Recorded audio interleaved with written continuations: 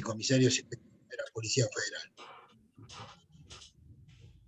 Como veníamos anunciando, en el día de hoy vamos a tener a un amigo de la casa y un amigo personal, que es el profesor Eduardo Lázari, el historiador de Buenos Aires, que hoy nos va a trasladar hacia el cementerio de la Recoleta y nos va a comentar y nos va a llevar con su forma de decir a la historia y mitos que tiene el lugar.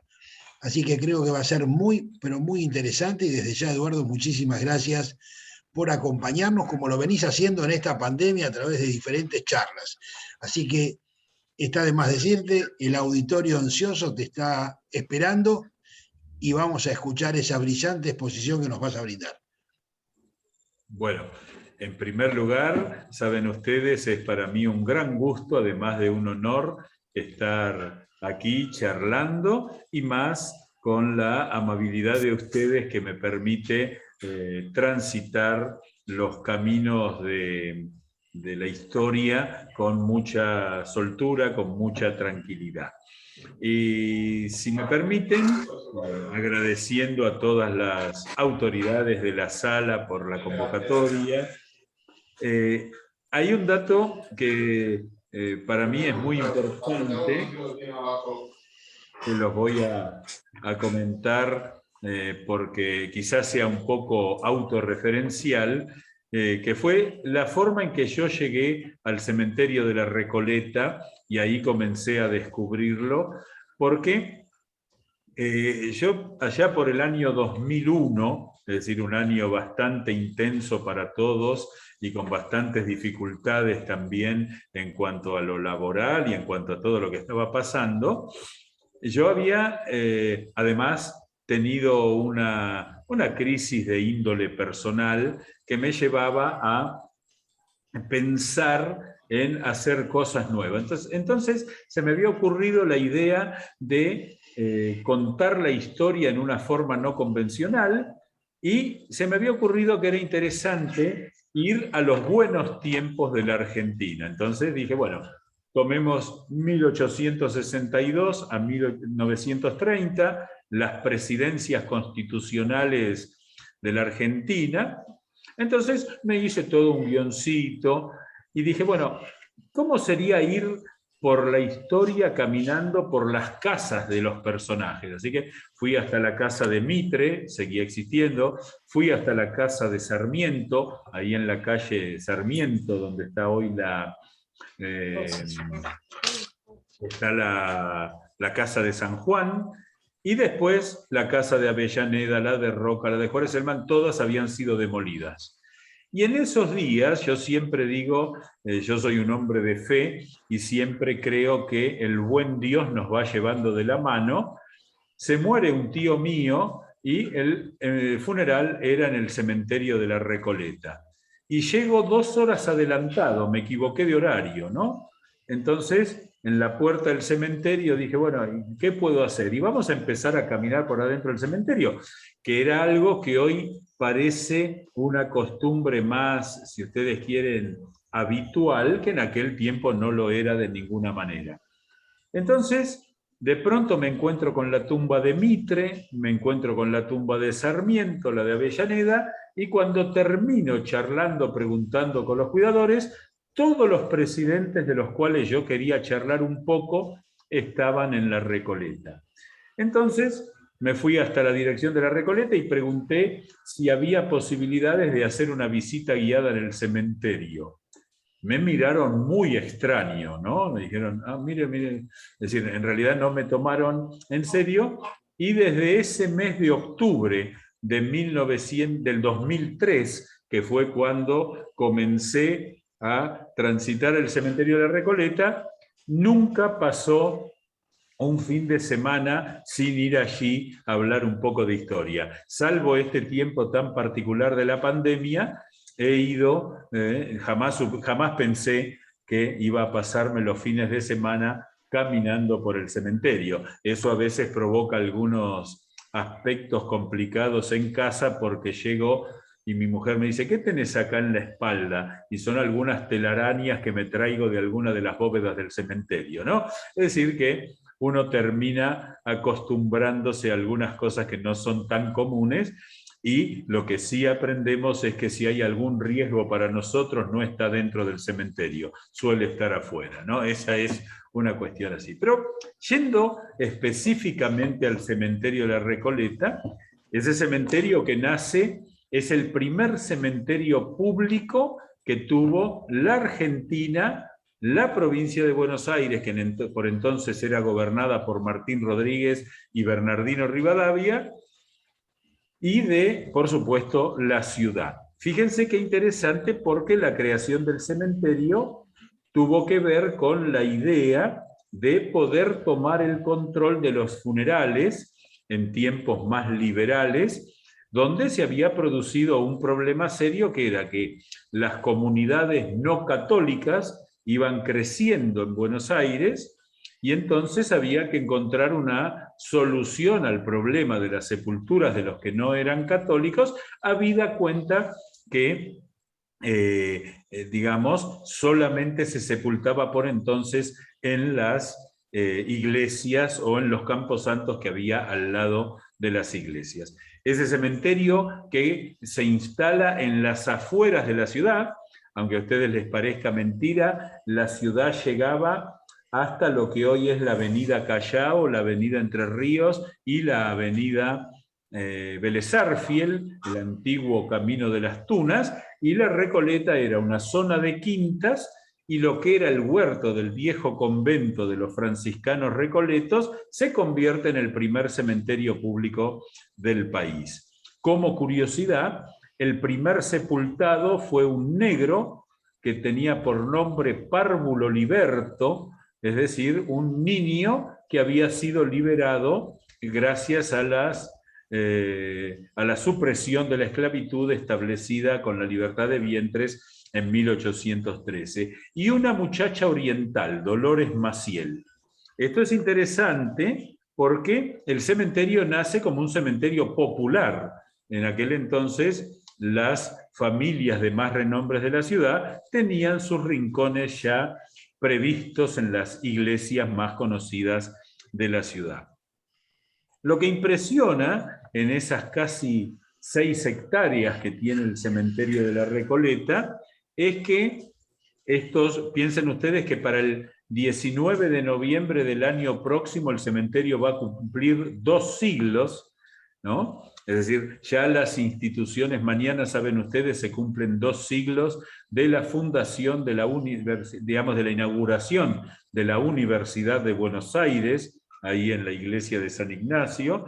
Es decir, ya la Argentina empieza a celebrar 2 siglos de instituciones que siguen funcionando, con lo cual nuestra excusa de que para meter la pata somos un país joven tiene que empezar a quedar un poquito de lado. Ya somos un país por lo menos adulto con estos 2 siglos. Pero, volviendo al cementerio de la Recoleta, prácticamente toda la historia argentina se puede relatar desde allí. Piensen ustedes que recién hacia 1828, es decir, 6 años después de la fundación del cementerio, se hace un primer trazado que lo hace un arquitecto francés, ingeniero francés, Próspero Catelén, que es el mismo autor de la Legislatura de Buenos Aires, ese edificio que está dentro de la Manzana de las Luces, que se suele usar como auditorio, y de la fachada de la Catedral de Buenos Aires. Así que ahí ya tenemos la importancia que para el Estado significaba organizar el cementerio. En ese tiempo, el gobernador era Manuel Dorrego. Fíjense ustedes cómo empiezan a aparecer personajes. Y Manuel Dorrego pide establecer un determinado espacio para los ciudadanos meritorios, es decir, una suerte de panteón nacional, y en ese lugar hoy día se encuentran sepultados Cornelio de Saavedra, Antonio Sáenz, firmante del Acta de la Independencia y rector fundador de la Universidad de Buenos Aires. También estuvo sepultado allí el deán Gregorio Funes, que era el líder revolucionario de Córdoba, que después ustedes saben que la Argentina es un país que sobrevive gracias a la cordial enemistad que une a los porteños con los cordobeses, ¿no?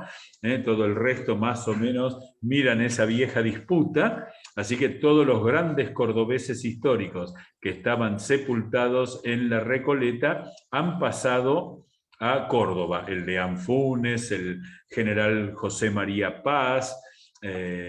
Hay algunos que los tenemos guardados, pero no levantamos mucho la perdiz para que no se los lleven. Dalmacio Vélez Arfiel.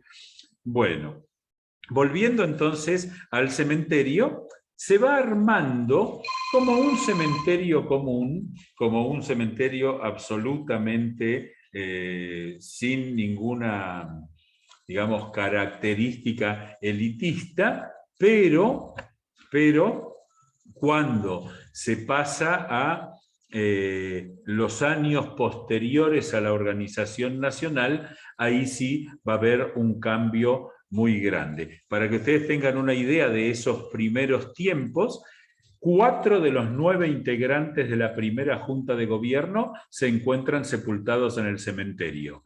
Cornelio de Saavedra, Juan José Paso, Miguel de Ascuénaga y Juan Larrea. En el caso de Juan Larrea, acá empezamos con las primeras. Yo no sé si ustedes quieren que vayamos por el tema serio, la historia, o si les parece bien algún chisme.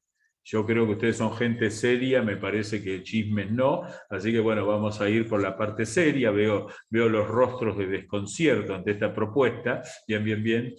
Bueno. No descartemos el chisme. Bueno, entonces vamos a ir al primero. De Juan Larrea, aunque a ustedes les parezca mentira, sabemos que está sepultado en el cementerio, pero en 1881 se hizo una gran reforma, se cambiaron los caminos y se perdieron 4 tumbas históricas de gran importancia. Es decir, sabemos que están sepultados, pero no sabemos dónde. Uno es Juan Larrea. Después está Fray Cayetano Rodríguez, miembro de la Asamblea del año 13, miembro del Congreso de Tucumán, secretario perpetuo del Congreso de Tucumán, y el hombre que redactó el Acta de la Independencia. También está sepultado Juan Bautista Condorcanqui, el hermano de Tupac Amaru, que en 1816 llegó a Buenos Aires para aspirar al trono inca con el que soñaban Belgrano, Pueyrredón, San Martín, pero que no prosperó y murió en Buenos Aires un tiempo después. Y Fray Luis Beltrán, el cañonero de San Martín, el vulcano de San Martín, que también se extravió en el cementerio. Pero Juan Larrea, ustedes saben que fue el más longevo de los miembros de la primera junta, murió en 1847.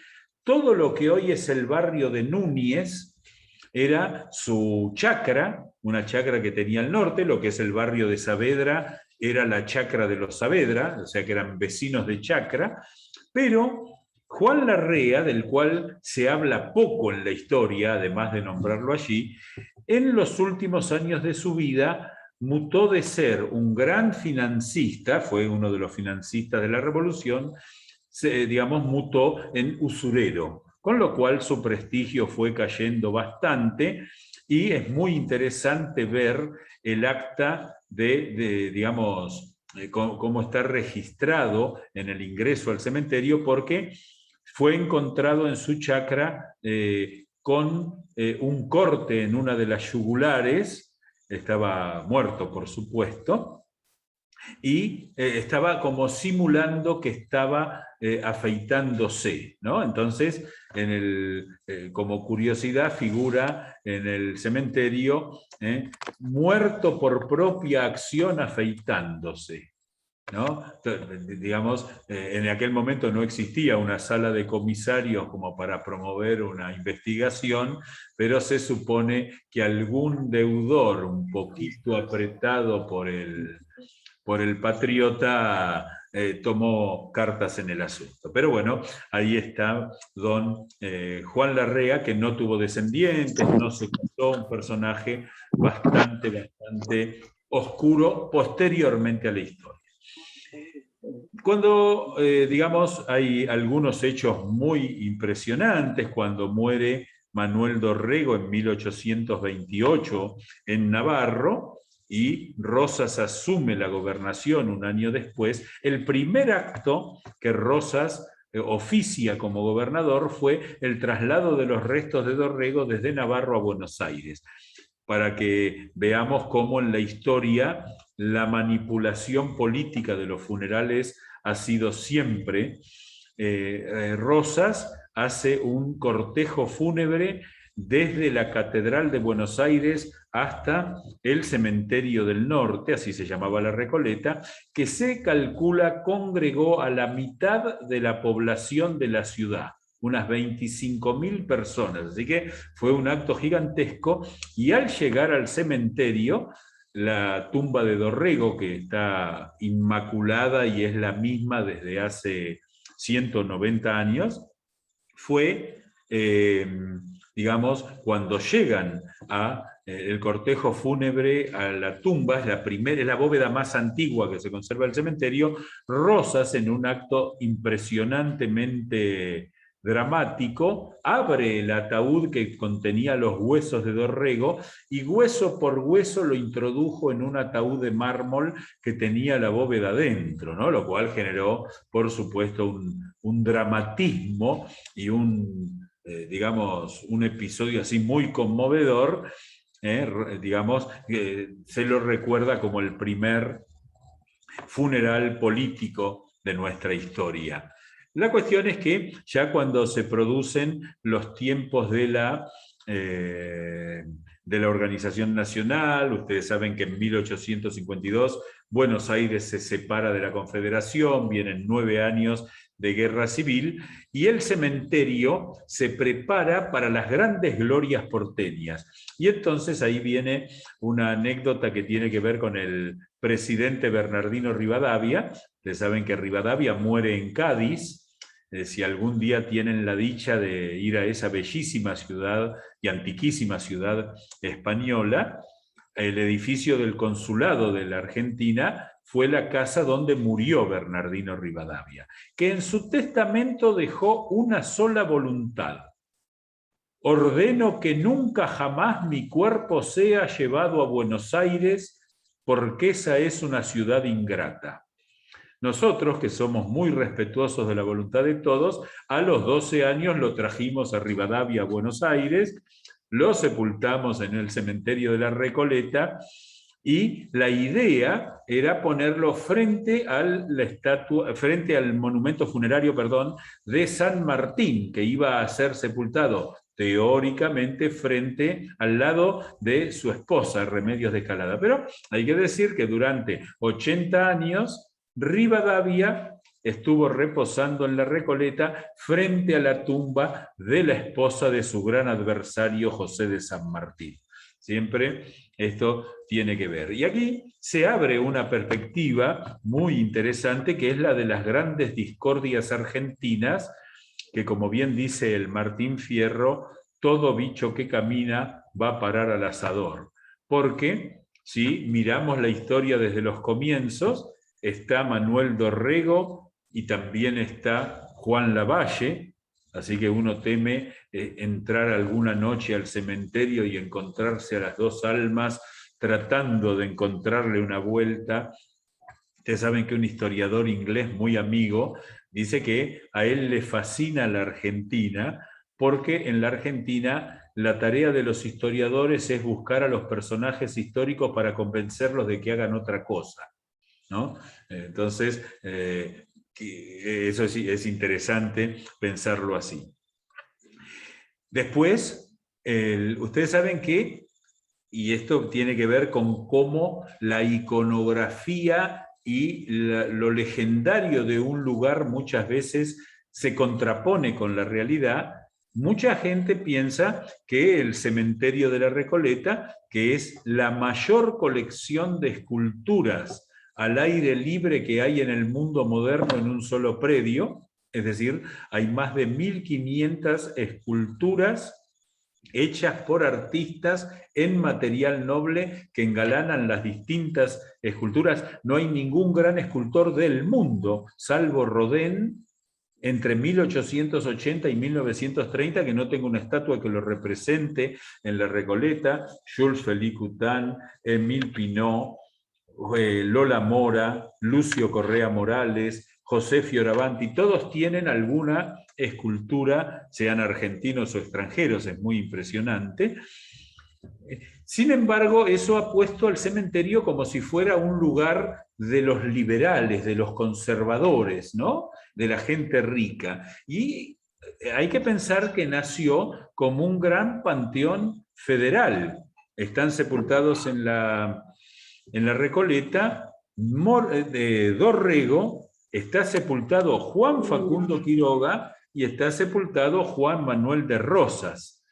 Y en el caso de Quiroga, fíjense ustedes cómo el uso de la muerte en la política ha sido siempre muy, muy importante.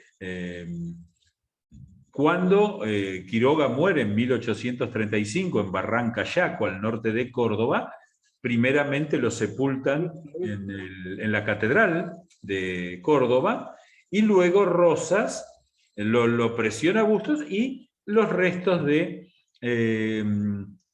Facundo son traídos a Buenos Aires, muy aparatosamente en un ataúd de color rojo punzó, y el cortejo fúnebre tenía la orden de celebrar una misa todas las mañanas al amanecer, y en la noche, antes de detenerse, se celebraba un responso. Así que ese cortejo fúnebre, aunque a ustedes les parezca mentira, tardó 9 meses desde Córdoba a Buenos Aires. Cuando llegó a Buenos Aires, se lo sepultó a Quiroga provisoriamente 2 días en la iglesia de San José de Flores, y luego se lo sepultó en la Recoleta. Lo que es impresionante es que, bueno, hay 2 cosas. Primero, cuando se produce, digamos, el triunfo de Justo José de Urquiza contra Juan Manuel de Rosas en la batalla de Caseros, la familia de Quiroga pensó que el cuerpo de Facundo podría convertirse en una suerte de, digamos, ¿cómo decirlo? Una suerte de botín para los antirrosistas. Entonces tomaron la decisión de hacer 2 tabiques y sepultar el ataúd de pie.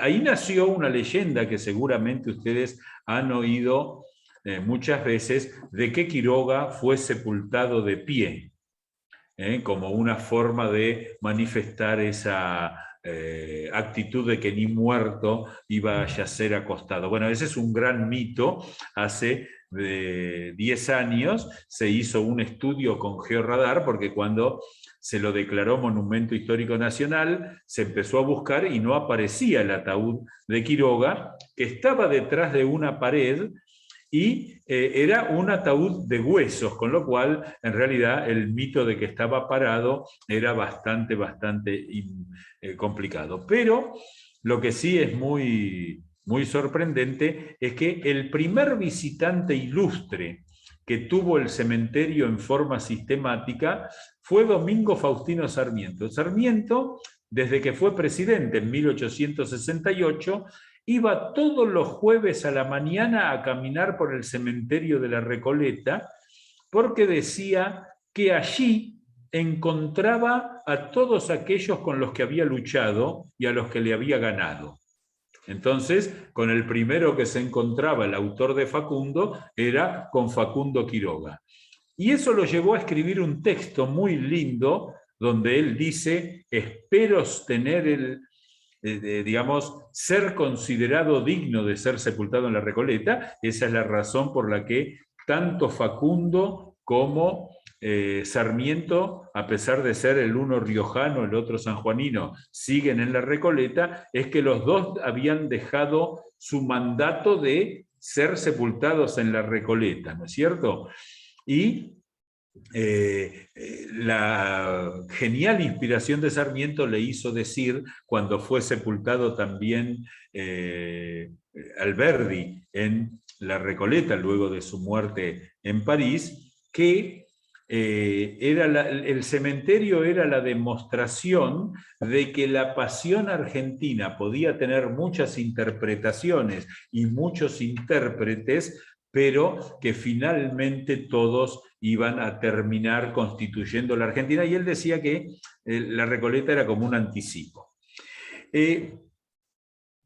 Para tener en cuenta la dimensión histórica del cementerio, de los 49 presidentes argentinos que ha habido hasta hoy, 36 presidentes constitucionales, incluyendo al actual, Alberto Fernández, y 13 presidentes de facto, en la Recoleta yacen o han estado sepultados 26. Es decir, que prácticamente la historia argentina puede relatarse de cualquier manera. Bernardino Rivadavia y Vicente López y Planes, y después, desde Mitre hasta Roberto Marcelino Ortiz, todos los presidentes argentinos están allí, y en los tiempos más modernos lo tenemos a Arturo Humberto Ilia y a Raúl Alfonsín, lo cual le da al cementerio una, si ustedes quieren, actualidad histórica muy relevante. Pero como se trata de contar algunas anécdotas, me voy a permitir indagar en algunas cuestiones de tipo romántica de nuestros presidentes, ¿no? El hecho de que no esté Urquiza nos exime de hablar de sus 108 hijos confirmados, pero eso, bueno, un día haremos una charla para hablar solo de Urquiza, ¿de acuerdo? Que es el gran organizador de la República. Pero ustedes saben que hay algunas historias románticas que vale la pena rescatar. En el caso de Sarmiento, que era un romántico empedernido, él, en una carta que le manda a un amigo cuando tenía apenas 25 años, le dice que los feos tenemos que tener una estrategia muy clara para lograr conquistar a una mujer. Así empieza la carta a Sarmiento. Entonces Sarmiento le decía a su amigo: cuando hay una dama que nos interesa, lo que tenemos que hacer es hablarle mucho y rápidamente para deslumbrarla con nuestra inteligencia, y entonces ahí, más que poner interés en nuestro rostro o en nuestro cuerpo, nuestra inteligencia nos salvará de pasar un papelón. Sarmiento en estado puro. La cuestión es que Sarmiento tiene 3 mujeres fundamentales en su vida. La primera es una muchacha que él conoce estando en Chile exiliado, la madre de su primera hija, Ana Faustina, de la cual no sabemos nada más que el hecho de que Sarmiento tuvo un romance con ella, que de ese romance nace Ana Faustina, la hija que lo va a acompañar a Sarmiento, y esta mujer se pierde en la noche de los tiempos porque no hay registro de su bautismo, no hay registro de su muerte, lo cual nos hace suponer que murió cerca del parto, y ahí Sarmiento, en un acto de modernidad insólito para la época, en vez de abandonar a esa niña, la cruza hasta San Juan para que su madre la críe. Pero lo que lo convierte a Sarmiento en un personaje de película es cuando comienza un romance con la esposa de un médico muy famoso de Chile, don Domingo de Castro, y él, Sarmiento empieza un romance con doña Benita Martínez Pastoriza, romance del cual esta mujer queda embarazada. ¿Cómo sabía Sarmiento que había sido él y no su marido? Porque el marido de esta mujer estaba en Europa desde hacía un año, lo cual hacía improbable que el episodio hubiera tenido que ver con el marido. Cuando el marido regresa a Chile, se encuentra con ese episodio. Aquí tenemos que decir que esta dama era de bastante astucia, porque su marido y su amante, ambos se llamaban Domingo, con lo cual evitaba cualquier tipo de confusión, ¿no? Es decir, el consabido Vichy que se usaba en otros tiempos. En este caso, ella no corría ningún riesgo porque si se confundía de domingo, los dos eran domingo. Pero este caballero, para tapar el escándalo, por supuesto, no hizo ningún comentario. Nace Domingo Fidel, lo cual fue toda una ironía el ponerle Fidel al hijo que había nacido de la infidelidad, y enviuda al año de nacer Dominguito. Entonces, Sarmiento se casa con la viuda y adopta a su propio hijo y le da su apellido. Ahí es Dominguito, el muchacho que va a ser el hijo directo, bueno, el único hijo varón de Sarmiento, que va a morir en la batalla de Curupaytí y que también está escenificado en la película Su mejor alumno, que todos hemos visto, que cuenta la historia de Sarmiento y sobre todo de Dominguito. Pero algo que la historia ha dejado un poquito en el desván es el hecho de que Sarmiento se empezó a llevar pésimo con Benita Martínez Pastoriza. Le llega a decir en una carta a Juan María Gutiérrez lo siguiente: es preferible vivir rodeado de puercos en medio de un estiércolero que volver a cenar con esa dama. Estaba hablando de la esposa. La esposa no le iba en saga y le inicia el primer juicio de alimentos en la historia argentina cuando Sarmiento decide separarse. Una cosa que para la época, 1860, era un escándalo. Y en aquel tiempo, Sarmiento inicia un romance con Aurelia Vélez, la hija de Dalmacio Vélez Sarsfield, que era un gran amigo de Sarmiento. Habían compartido el gabinete de Bartolomé Mitre en la provincia de Buenos Aires. Tecito va, Tecito viene, Budincito va, Budincito viene, cada vez que Sarmiento iba a visitar a Vélez Sarsfield. Para muchos de ustedes, supongo que será una sorpresa, Vélez Sarsfield vivía en lo que hoy es el Hospital Italiano, esa manzana larga que está ubicada entre Sarmiento y Perón, entre Perón y Potosí, esa manzana larga era la chacra, la floresta de don Dalmacio Vélez Sarsfield. Allí nace este romance. Tenían 23 años de diferencia de edad y el romance va a durar 23 años hasta la muerte de Sarmiento.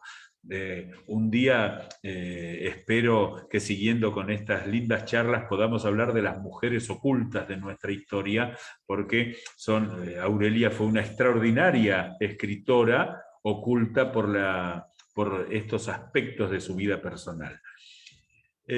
Sarmiento comete, siendo presidente, un acto muy desafiante que fue llevarla a Aurelia a vivir a su casa, ¿no? Con el acuerdo de las hermanas. Así que en esa casa, que hoy es la Casa de San Juan, en Sarmiento al 1200, vivían Sarmiento, Aurelia, Rosario y Procesa, la hermana de Sarmiento que había nacido el Jueves Santo, que era el día del proceso de Jesús, y entonces le pusieron Procesa de nombre, ¿no? Sarmiento también había nacido el día de San Valentín, entonces le pusieron Faustino por el día anterior y Valentín porque había nacido en la madrugada. La cuestión es que un día Aurelia lo pesca Sarmiento hablando con otra dama, bastante edulcoradamente. Entonces Aurelia va rápidamente a la casa, habla con las hermanas de Sarmiento y entre las tres lo echan de la casa, ¿no? Entonces Sarmiento le escribe, ya era un hombre de casi 70 años, Sarmiento, le escribe una carta que es extraordinaria. Querida Aurelia, yo no sé qué más quieres tú de mí. Te he dado todo lo que he podido. Mi cuerpo es tuyo, aunque es cierto que alguna vez fue de otra. Te he dado mi espíritu, que es la potencia que nos ha llevado a conectarnos en lo más alto del intelecto. Te he dado mi alma, que que es aquello que me ha permitido compartir los apetitos presentes y futuros contigo, pero hay algo que me lastima enormemente, y es que no te hayas dado cuenta que hasta hoy has sido la única que ha poseído algo virgen. Tú eres la dueña de mi corazón. Y así fue que, por supuesto, Aurelia le permitió volver a la casa y fue la mujer que lo cuidó hasta el final. Así que, digamos, siempre las cartas de Sarmiento nos ayudan a sobrellevar momentos incómodos en cuestiones románticas, ¿eh? Pero hay otros casos de presidentes, vamos a contar uno. Ustedes saben que tenemos un solo caso, los dos presidentes de la misma familia están sepultados en la Recoleta, don Luis Sáenz Peña y don Roque Sáenz Peña, único caso en nuestra historia de presidentes familiares de sangre. La cuestión es que Roque felizmente le pide al padre autorización para llevar a la novia a casa. El padre organiza una gran fiesta ahí en la calle Esmeralda, y cuando entra Roque, don Luis, hombre de misa diaria, gran católico, empalidece, empieza a temblar y le pega un grito y dice: «Roque, al escritorio». Y van padre e hijo, se escucha el portazo y todos empiezan a prestar atención qué es lo que se escuchaba, y la discusión era: «¿Pero por qué, papá? Jamás te casarás con esta mujer», le grita don Luis. Y Roque le dice: «¿Pero por qué? Explícame, ¿qué es lo que ha pasado? Jamás te podrás casar con esta mujer porque es hija mía». Roque se había enamorado de una vecina que era fruto de un devaneo juvenil de don Luis, no tan juvenil porque tenía la misma edad que él, y lo habían mantenido bastante oculto, bastante en secreto, pero de pronto llegaron al momento de la definición, que era presentar a la novia, y ahí don Luis quedó totalmente en evidencia. Roque buscó suicidarse, fracasó en 3 ocasiones, y finalmente decidió que lo matara algún otro. Entonces se enroló en el ejército peruano para luchar contra Chile en la Guerra del Pacífico, y allí, bueno, las primeras balas lo hicieron olvidar. Se casó muy grande, tenía 40 años cuando se casó con Rosita González. Tuvo una sola hija, Rosita Sáenz Peña, que se casó después con Carlos Saavedra Lamas, el primer premio Nobel de la Paz. Pero lo que es impresionante es el testamento de don Roque: «Deseo ser sepultado junto a mis suegros», lo cual hace que este hombre sea considerado una rara especie dentro de la humanidad, porque decidió, ya lleva más de un siglo, estar sepultado con el suegro a la derecha, pero sobre todo lo raro es que está con la suegra a la izquierda, algo que, bueno, cada cual elige dónde pasar la eternidad, ¿no es cierto? Pero este es un caso raro. Y así, bueno, tenemos muchos personajes, pero quiero decirles que además el cementerio de la Recoleta, que puede tener esa lectura artística que les he comentado, puede tener esa lectura histórica, el solo hecho de recorrer y mirar las puertas de bronce de los distintos monumentos es algo muy, muy impresionante. Y es la mayor colección de vitrales en un solo predio en el mundo. Hay más de 2.300 monumentos que tienen distintos tipos de vitrales, que hay que decir que es una costumbre extraña, porque para disfrutar de los vitrales hay que permanecer dentro de la bóveda, lo cual no parece ser un plan interesante para cumplir allí. Pero hay algunas historias que tienen que ver con el cementerio propiamente dicho.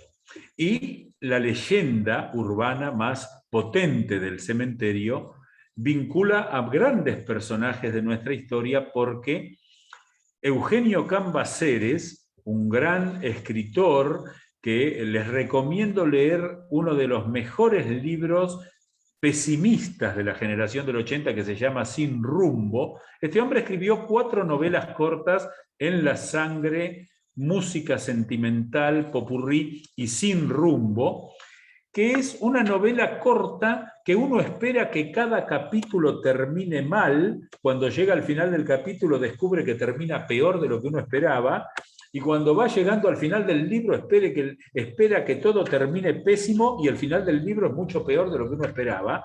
Así que yo no recomiendo leerlo nunca un sábado a la noche lluvioso, porque uno queda conmovido, pero este hombre muere, digamos, viaja a Europa, se casa con una muchacha que no fue aceptada por la alta sociedad, Luisa Basici, una muchacha de la Dalmacia, ahí en lo que después fue Yugoslavia y hoy es Croacia. Tienen un hijo, una hija, Rufina. Él muere allá por 1887 y esta mujer va a iniciar una larga relación romántica, va a vivir como pareja del presidente Hipólito Yrigoyen antes de que Yrigoyen llegara a ser presidente. Una curiosidad de Yrigoyen es que tuvo a lo largo de su vida 3 mujeres, 3 parejas, y nunca convivió con ninguna y nunca reconoció a ninguno de los hijos. Es un aspecto muy extraño de la personalidad de Yrigoyen, porque además mantuvo a sus hijos durante toda su vida. Luisa Basici va a decir: todas las mujeres que compartimos a Hipólito sabíamos que éramos la segunda, porque la primera, el único amor de Hipólito era la política. Una frase dura, pero a su vez muy realista. La cuestión es que el día que Rufina, la hija de Cambaceres, cumple 19 años, su casa estaba ubicada donde hoy se encuentra, bueno, hoy ya no es, lo que era la fábrica Bagley, en la calle Montes de Oca, ahí al 200. Era el día del cumpleaños, 31 de mayo de 1902, y esta joven, se escucha un grito en el dormitorio, sube la madre, la encuentra desmayada, viene un médico, intenta reanimarla con algunas pócimas, no le encuentra pulso, viene otro médico, le ausculta el corazón, no logra detectar el corazón. Finalmente viene otro médico que utiliza la prueba del espejito, que era poner un espejo delante de la nariz que debía empañarse, no se empaña. Los 3 médicos declaran su defunción. La madre, que había sido muy atacada en la alta sociedad por ese origen dudoso, la acusaban de ser una mujer de mala vida en Europa, decide sepultarla rápidamente, y a la semana se va a producir un evento muy dramático. La madre vuelve al cementerio para estar un rato con su hija, entra en la bóveda, descubren que el ataúd estaba movido, tiene una discusión con el cuidador de la bóveda que garantizaba que nadie había entrado en la bóveda.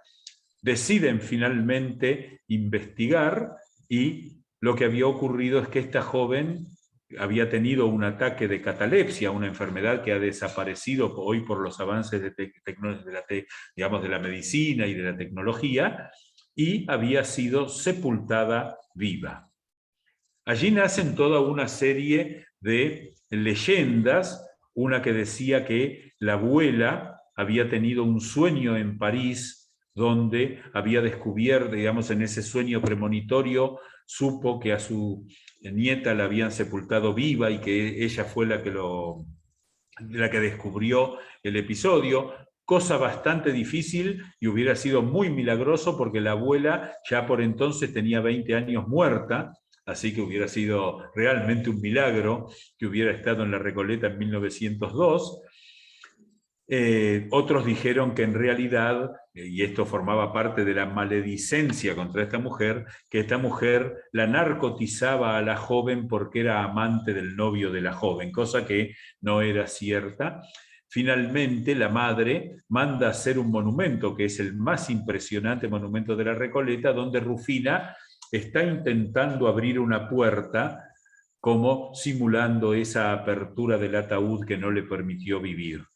Así que esa se ha convertido en la leyenda urbana más potente del cementerio, pero que sigue teniendo algunos rastros, porque recordarán ustedes a un gran actor argentino, Arturo García Burr, que un día, caminando por la calle Ascuénaga, él relató, y siempre lo dio como un hecho cierto hasta el último de sus días, que se encontró con una dama de blanco, con la cual se puso a hablar, porque la vio muy desabrigado para aquel mes de julio en el cual se produjo el encuentro, y que esta muchacha le dijo que era Rufina, y que si podía la acompañara hasta la esquina de Junín y Vicente López, pero que ahí la dejara porque ella tenía que retornar a un lugar que prefería no decirle. Pero a su vez, allá por el año 1920, en el Palais de Glace, cuando eso era una gran pista de baile y una pista de hielo, esos tiempos de la Belle Époque, allí donde fue el legendario disparo que recibió Carlos Gardel en una pelea de aquel momento. La cuestión es que entonces un muchacho ve a una bellísima niña joven, se ponen a bailar y en un momento dado la joven lo planta en la pista del baile y empieza a irse, y él lo único que alcanza es a ponerle su abrigo, porque también era una tarde de julio. Finalmente, este muchacho, que sabía que esta chica se llamaba Rufina y de apellido Campaceres, averigua el teléfono de la casa, llama a la casa y la madre, doña Luisa Basici, le contesta que es una barbaridad, que no lo moleste. Claro, ya estaba ella acostumbrada a que la molestaran con esa muerte de su hija, y le dice: si no me cree que está muerta, vaya a la Recoleta. Y este muchacho al día siguiente va al cementerio, llega hasta la tumba de Rufina, descubre que el monumento es claramente la muchacha, tiene el rostro de la muchacha con la que él estuvo bailando el día anterior, pero enloquece cuando ve que el abrigo estaba colgando del picaporte de la bóveda. Esto es una leyenda fundamentalmente porque esa bóveda nunca tuvo picaporte, así que forma parte más bien de una leyenda urbana. Pero ahí tenemos esa historia muy fuerte, y tenemos también algunas otras historias que tienen que ver con episodios más, si ustedes quieren, recientes. Uno, con toda claridad, ustedes saben que la Argentina tiene una gran dificultad para convertir en historia la historia, y uno de los últimos episodios policiales ocurridos dentro del cementerio está vinculado con el atentado a la tumba de Ramón Falcón, recordarán ustedes, hace muy poco tiempo, donde no solo fueron a ponerle una bomba a una tumba, cosa bastante poco práctica, sino que encima lo hicieron mal y terminaron heridos los dos que habían ido, ¿no? Es decir, pero ustedes saben que poco se recuerda que Ramón Falcón, jefe de la policía de la capital, como era entonces en 1909, había ido al cementerio de la Recoleta al funeral de Antonio Balbé. Antonio Balbé fue un legendario dirigente, jefe carcelario de la Argentina, que durante muchos años dirigió la vieja penitenciaría de la calle Las Heras, que en un hecho que es poco conocido, en 1907 fue galardonada en un congreso que se hizo de jefes penitenciarios en París como la cárcel más prolija del mundo, ¿no? Antonio Balbé recibió ese mérito, muere en 1909, Ramón Falcón va al cementerio de la Recoleta al funeral, y cuando sale en su carruaje de jefe de policía junto a su secretario Juan Lartigó, al cruzar la bocacalle de la avenida Callao y Quintana, que era doble mano en aquel entonces, allí un anarquista, Simón Radowisky, le arroja como una pre-bomba Molotov, todavía no eran, le arroja una bomba incendiaria y lo mata. Y ustedes saben que en aquel tiempo había 2 escaleras que permitían entrar al cementerio en la esquina de Ascuénaga y Vicente López. Fue tal el impacto emotivo que produjo aquel atentado que, piensen ustedes que esto era 6 meses antes del centenario, es decir, que se suponía que el anarquismo, muy activo entonces, iba a tener una escalada de violencia por entonces. Fue decisión del gobierno nacional y municipal cerrar esas 2 escaleras para permitir la construcción de las tumbas hermanadas de Ramón Falcón y Juan Lartigó en esa esquina. Lo interesante es que la familia del Lartigó optó por contratar un monumento hecho por Émile Pinault. Émile Pinault es uno de los grandes escultores franceses, es el que hizo el monumento de Francia que está en Plaza Francia frente al Museo de Bellas Artes, uno de los grandes escultores franceses, que optó por una tumba romántica, la familia. Se ve a la República indignada, con el gorro frigio en la mano, sosteniendo el cuerpo yacente del Lartigó. Pero la tumba de Ramón Falcón es más agónica y se ve a la lucha del hombre contra la esfinge, en una metáfora de la lucha de la humanidad contra la violencia irracional, pero el monumento de Ramón Falcón, que muchos creen que está roto porque se lo ha ido rompiendo con el tiempo, la decisión fue mostrar el cadáver tal cual había quedado como una forma de mostrar para lo que servía la violencia. Entonces, si ustedes van y miran la tumba de Ramón Falcón, van a encontrarse con que tiene los pies rotos, tiene como el abdomen aplastado y tiene la nariz destrozada. Eso no es fruto de vandalismo, sino que fue una intención de hacer un monumento hiperrealista que mostrara las consecuencias de la violencia. Una cosa que es muy impresionante de la tumba de Falcón es que tiene decenas, y esto es muy interesante porque cuando existe el monumento, la historia falsa se cae enseguida, tiene una enorme cantidad de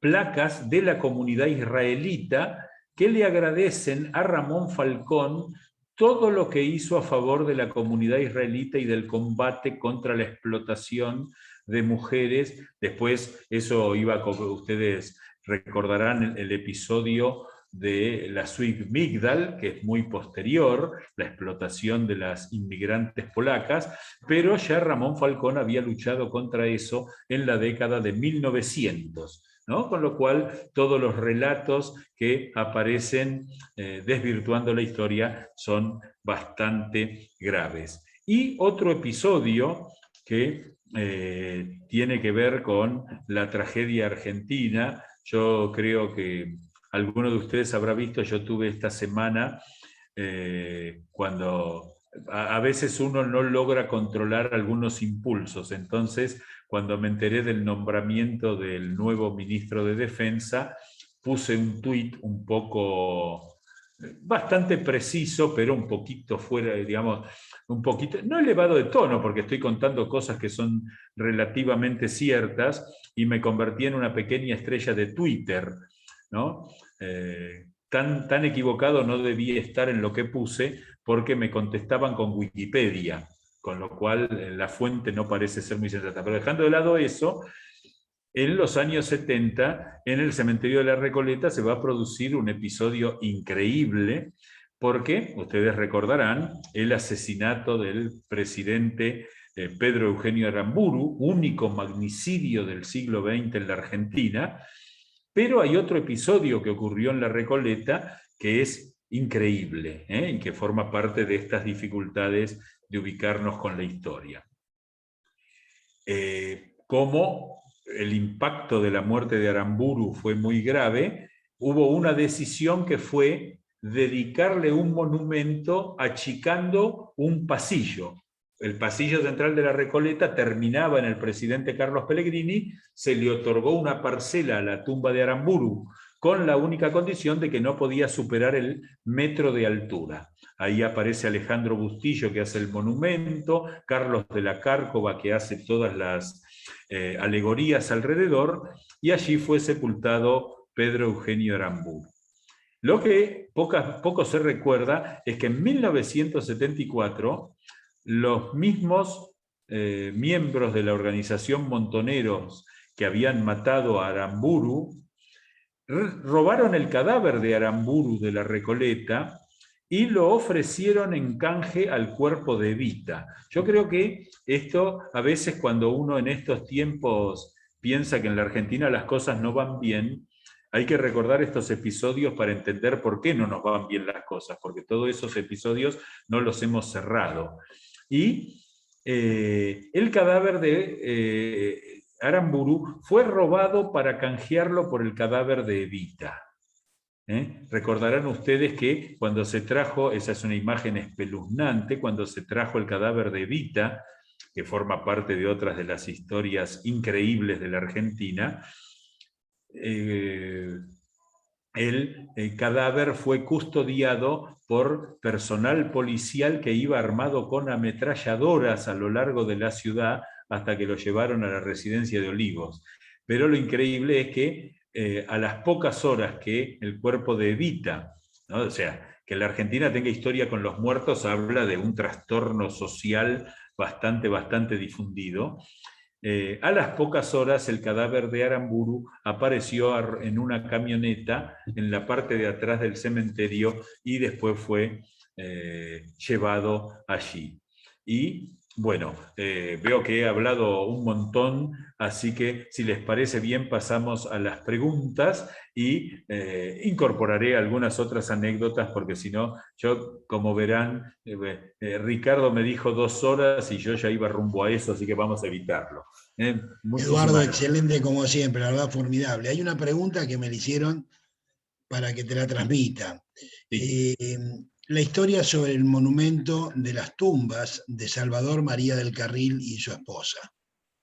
Bien, bien. Ustedes saben que yo he dedicado toda mi vida a estudiar cosas profundas de la historia, pero siempre empieza la pregunta por esto, así que ahí vamos. Bueno, ustedes saben que el sanjuanino Salvador María del Carril, que es un ilustre argentino bastante olvidado, que fue gobernador constitucional de San Juan. San Juan fue la primera provincia que tuvo constitución escrita.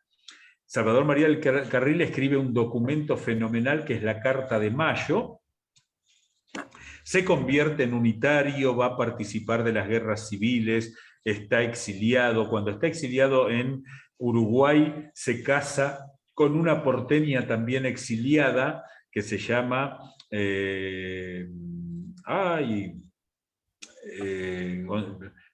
me va a salir el nombre, esperen que Teodelina, bueno, ahora disculpen. La cuestión es que se casa con esta mujer, tienen 10 hijos, pero Salvador María del Carril, bueno, después Salvador María del Carril va a ser constituyente del 53, es uno de los unitarios que acepta el convite de Urquiza para hacer una constitución federal, con el compromiso de Urquiza de dejar de ser caudillo. Va a ser miembro de la primera Corte Suprema de Justicia, va a ser presidente de la Corte, y ya viviendo en Buenos Aires, la esposa empezó a gastar un poquito de más. Recuerdan ustedes que antes la ley establecía que la administración de los fondos propios del cónyuge estaban en manos del esposo, o sea, la mujer perdía el control de sus bienes personales anteriores al matrimonio. Entonces, Salvador María del Carril digamos, la mujer hace una compra sin preguntarle, y él en un diario de Buenos Aires, esto fue en 1862, publica lo siguiente: yo, Salvador del Carril, quiero avisar a los acreedores de mi esposa que desde hoy no pagaré más sus cuentas. La esposa, esto lo publica en los diarios, la esposa le contesta con una carta privada, muy soez, le dice de todo, que culmina con una maldición. Sepa usted que estas son las últimas palabras que le dirigiré en mi vida. Y la mujer no le habló nunca más. Vivieron 21 años en la misma casa en la calle Alsina y no le habló ella nunca más. Era común que los invitaran a reuniones sociales para ver si le hacían pisar el palito a alguno. No se hablaron nunca más. El día que él muere, en 1883, ella decide levantarle un gran monumento. Su marido era un prócer realmente. Entonces contrata al mejor escultor que había en Buenos Aires, Camilo Romairone, que levanta un monumento gigantesco en el cual Salvador María del Carril tenía que estar sentado cómodamente mirando hacia los campos. Eran multimillonarios, de hecho todavía la familia posee decenas de miles de hectáreas en la zona de Roque Pérez y de Lobos, y protegido por un baldaquino, por un techo importante. La cosa pasó, el día que ella muere, la gran sorpresa es que no se había olvidado. Ella muere 15 años después que el marido. Y en el testamento dice: deseo ser sepultada junto a mi marido a fin de que la paz eterna nos alcance o no, pero juntos. Eso sí, mi monumento será hecho por otro escultor diferente que el de mi marido. Me pondrán de pie e incómoda, fuera de toda protección y de espaldas, para que se sepa lo que fue nuestra vida en común. Desde 1898, el monumento de don Salvador María del Carril está dándole la espalda al monumento de su esposa con toda incomodidad. Y esperen que voy a buscar, porque no puedo creer que no me acuerde del nombre. Doña... bueno, ya me va a surgir, perdón, así que... pero ahí está. ¿Cómo? Tiburcia Domingo López. Tiburcia Domínguez, muchísimas gracias. Tiburcia Domínguez desde el Carril, que le da la espalda a su marido desde 1899. Así que esta es una advertencia, me permitirán hacérsela a los caballeros que están casados. Hay que, cuando uno llegue a la muerte, tiene que llegar en paz con su esposa, ¿de acuerdo? Porque las consecuencias se prolongan a lo largo, hace 3 siglos que este matrimonio está allí. Ustedes saben que en su momento yo tuve un pequeño entredicho con la familia, y después, bueno, llegamos a la documentación y es exactamente tal cual se lo estoy contando, ¿no es cierto? Así que ahí hay una pregunta de Rafi sobre si se conservan las tumbas de Párvulo Liberto y de Dolores Maciel. No, han quedado olvidadas porque el cementerio fue pensado como un cementerio en tierra, y cuando se empezaron a construir bóvedas, se quitaron muchas de las bóvedas que estaban en tierra, ¿no es cierto? Así que, bueno.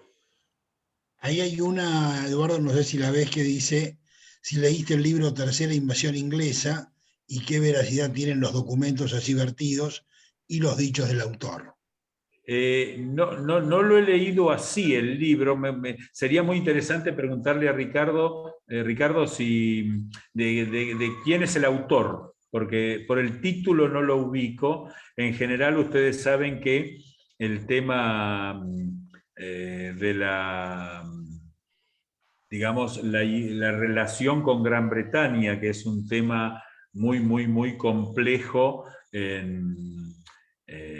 porque la Argentina, en este tema de no resolver los hechos históricos, hay que trabajar mucho, porque en general para la historia argentina la relación con Gran Bretaña fue muy, muy provechosa, por supuesto que tenemos el tema de Malvinas, que es un episodio dramático y que hay que mantener allí, pero les comento que estamos trabajando en algo que puede ser verdaderamente revolucionario, que es el año próximo se cumplen 40 años de la Guerra de Malvinas, y en el cementerio británico estamos trabajando para que se le haga un homenaje a todos los caídos de la guerra, conjunto entre veteranos de guerra británicos y veteranos de guerra argentinos, y hay acuerdo entre los veteranos. Esto es lo más impresionante.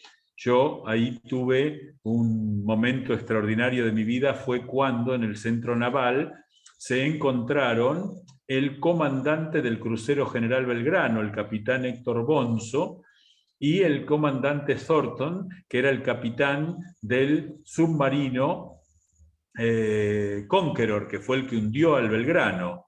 Así que fue un momento muy tenso, el momento en que se conocieron. Yo estaba lejos, digamos.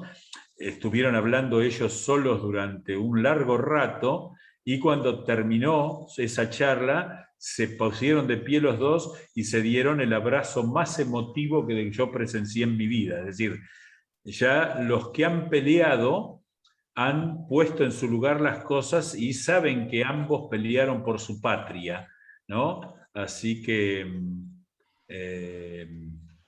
es un tema interesante, pero voy a averiguar ese libro, no sé quién es el autor, pero me comprometo a averiguarlo y después, Ricardo, te paso mi opinión al respecto. Juan Bautista Cegeam. ¿Cómo? Juan Bautista Cegeam. Ajá. San Martín y la tercera invasión. No lo he leído, pero me comprometo a leerlo para darle mi opinión al respecto, ¿eh? Es una crítica fuerte hacia San Martín, donde dice que tenía muchos amigos del ejército inglés, y describe varios viajes de San Martín a Londres, estadías en Londres, largas estadías, y bueno, en fin, hay que ver si todo eso es real, y ahí está basado en documentos del Archivo de la Nación, digamos, de la biblioteca de Bartolomé Mitre y todo eso. Hay un dato, sí, ahora sé cuál es el tema, no he leído el libro, ¿de acuerdo? Pero hay un libro que publicó Rodolfo Terráneo. En esto quiero decirles que Rodolfo Terráneo, como historiador, es de lo mejor que tiene la Argentina, un tipo extraordinario y un gran investigador, que se llama 1824, y que lo dedica a ese año que prácticamente San Martín vivió en Gran Bretaña. Sin duda, San Martín no tenía ningún conflicto en su amistad con los británicos.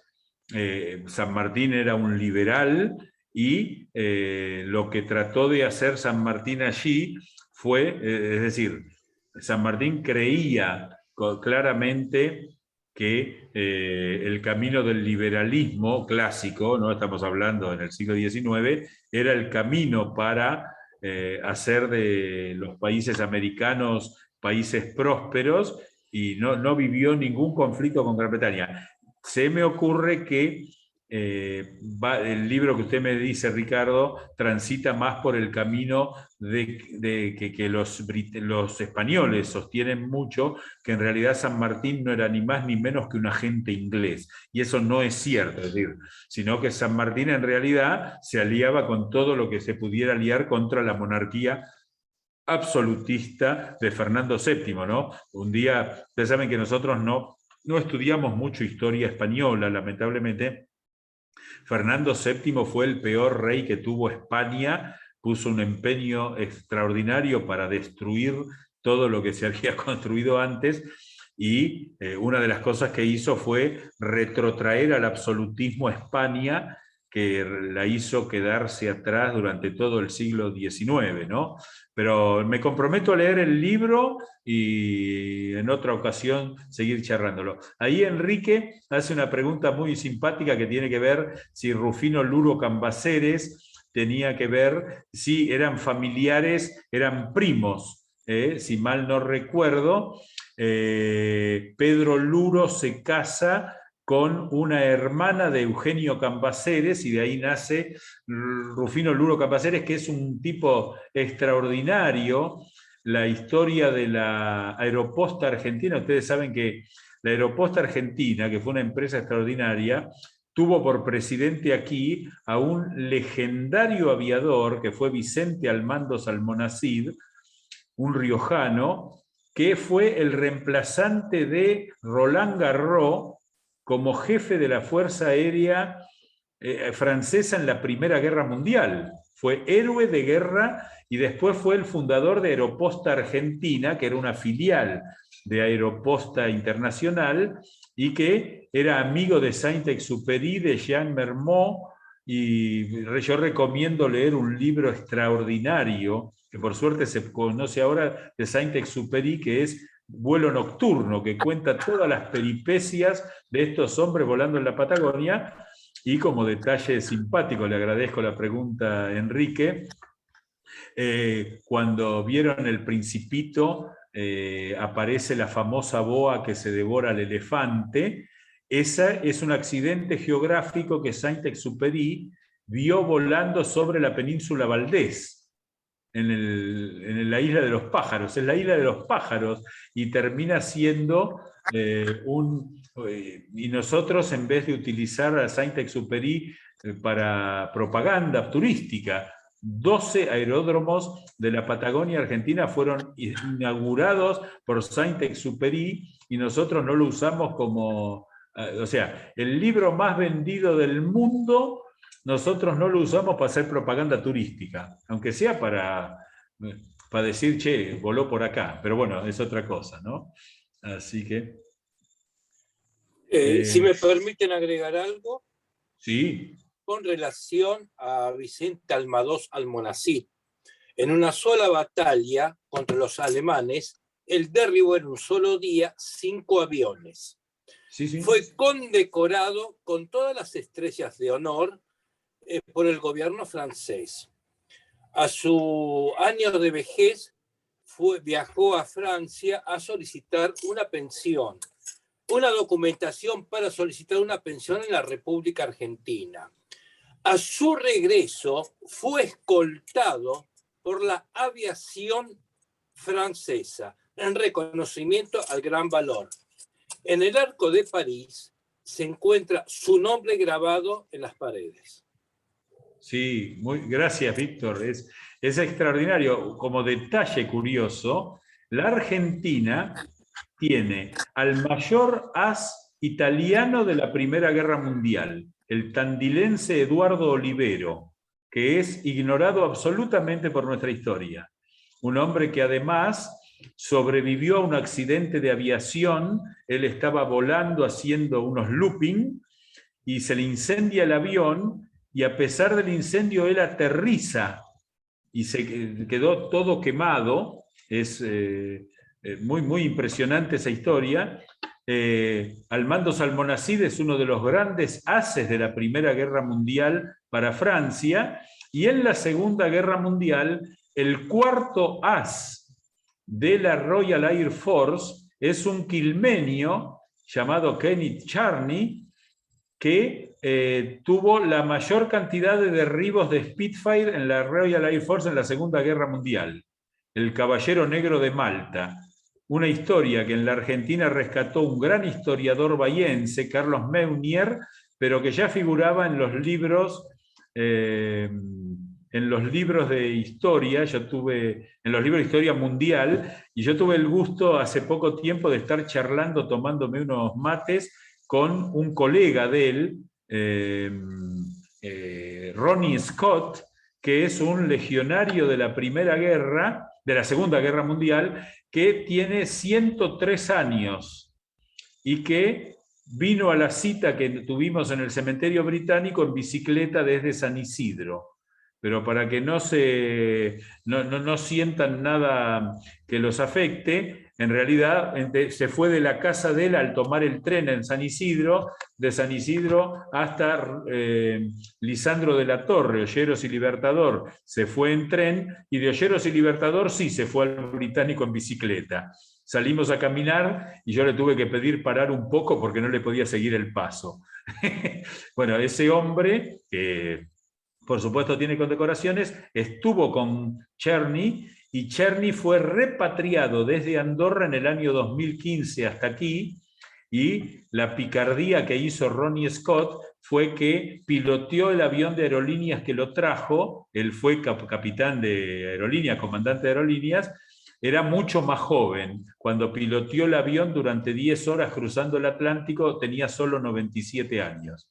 Pero bueno, personajes extraordinarios que la Argentina se pierde porque, digamos, son personajes maravillosos. Yo estoy contento de poder rescatar esas historias, pero bueno, ahí hay otra pregunta que hace Eduardo, que dice si es cierto que hasta 1863 solo se llevaban restos de católicos a la Recoleta.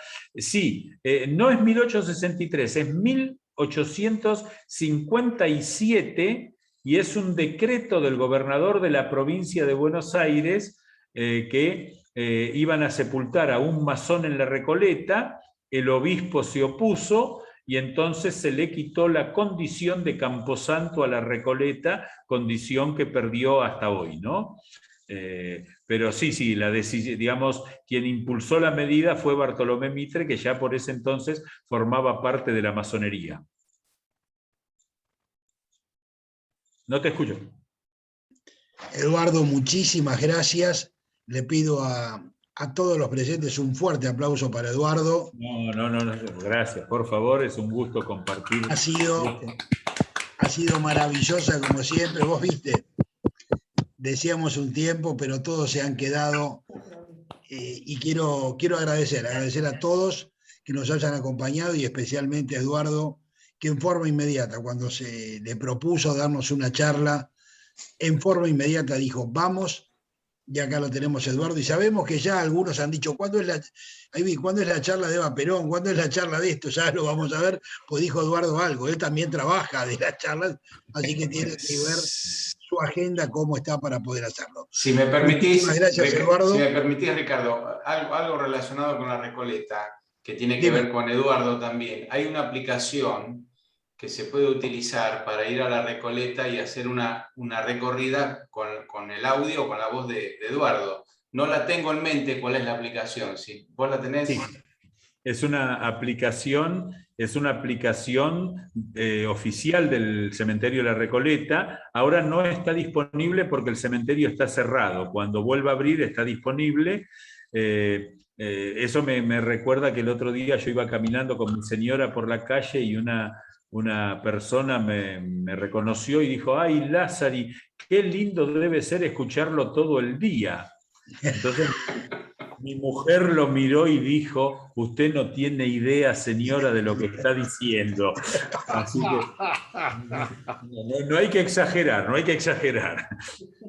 Bueno, muchísimas gracias, Eduardo. Gracias a todos los que nos están acompañando. Un gran placer. Gracias a los que se han conectado para esta charla, y decimos que dentro de 15 días, mañana va a salir el flyer, vamos a tener una charla a cargo del profesor Arnaldo Miranda Tumbarello, conocido también de Eduardo, que nos va a hablar sobre San Martín, y en el mes de septiembre ya está acordada una charla con un integrante de la Academia del Lunfardo Porteña, y vamos a tener el placer de escuchar tema hermosísimo que es el lunfardo. Por lo menos a mí me gusta mucho y sé que a varios de los que están presentes también.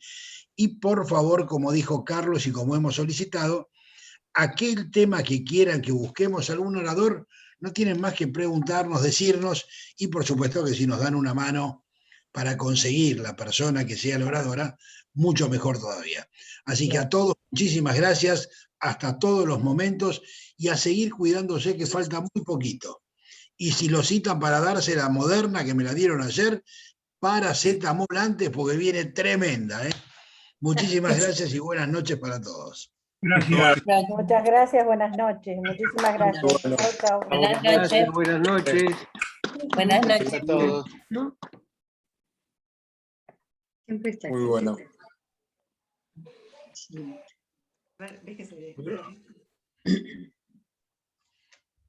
No sé por qué no sale la imagen acá. No sale mi imagen.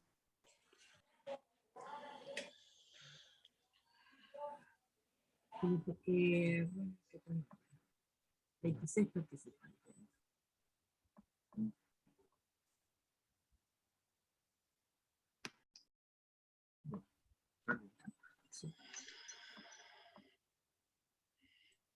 Bueno, esto se grabó, ahora lo vamos a parar y se podrá